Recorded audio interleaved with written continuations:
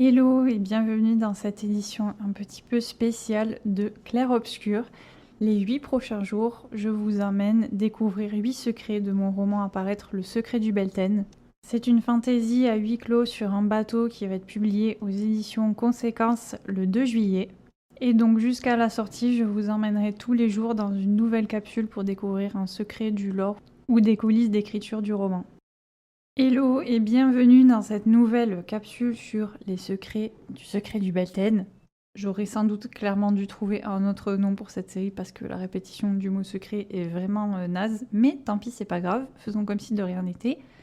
Et parlons aujourd'hui de la fin du roman qui m'a donné beaucoup de fil à retordre. Si vous m'écoutez de façon régulière, vous le savez sans doute déjà parce que j'en avais parlé vaguement dans un épisode où je parlais d'écriture et de réécriture du Secret du Belten.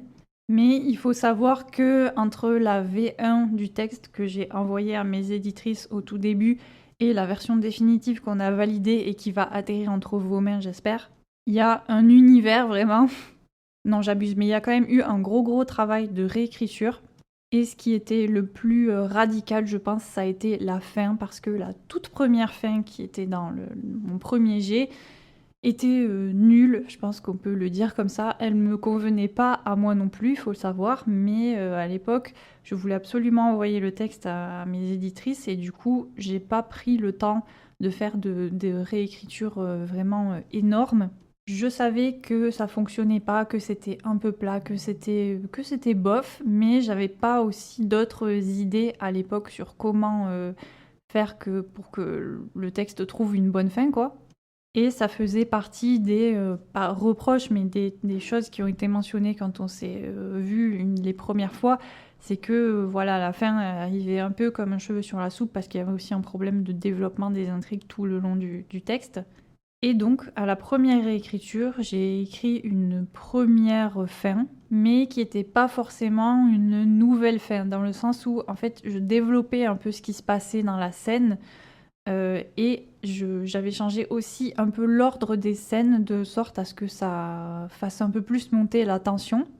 Et j'avais aussi complètement supprimé l'épilogue qui était beaucoup trop happy ending et qui collait pas avec le reste de l'ambiance du texte qui est quand même relativement sombre.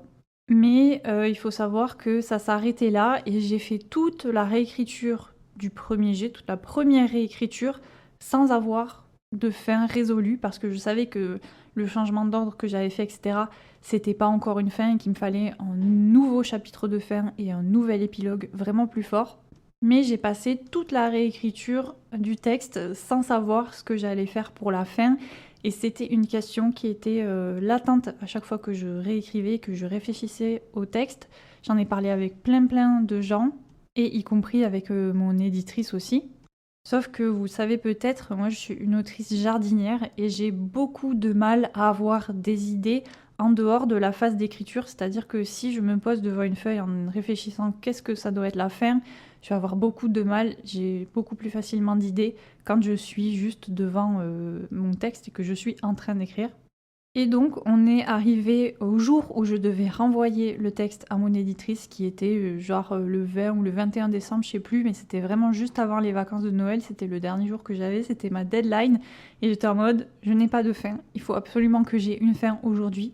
Je me suis éveillée avec ça comme obsession, j'ai petit déjeuner en discutant avec ma mère de ça, et j'ai passé les 10 heures de ma journée, je pense, à réfléchir à cette fin et à essayer d'écrire des choses. Et je l'ai écrite à la dernière minute, avec un épilogue qui me paraissait vraiment audacieux. Je me suis dit, alors là, si mon éditrice valide ça, incroyable. Parce que c'était radicalement différent dans le ton, dans l'approche et dans le type de fin que ça donnait aussi au texte. Et pendant toute la deuxième phase où mon éditrice a relu le texte, j'avais vraiment très peur qu'elle bloque sur cette fin justement et qu'elle me dise que ça n'allait pas. Mais au final, elle a approuvé et donc voilà comment j'ai écrit la fin de mon roman à la dernière minute, alors que ça faisait déjà des mois que je travaillais dessus. Voilà, j'espère que cette petite anecdote vous aura plu. Je vous laisse pour aujourd'hui et on se retrouve demain à 17 h pour parler des prénoms des personnages encore une fois.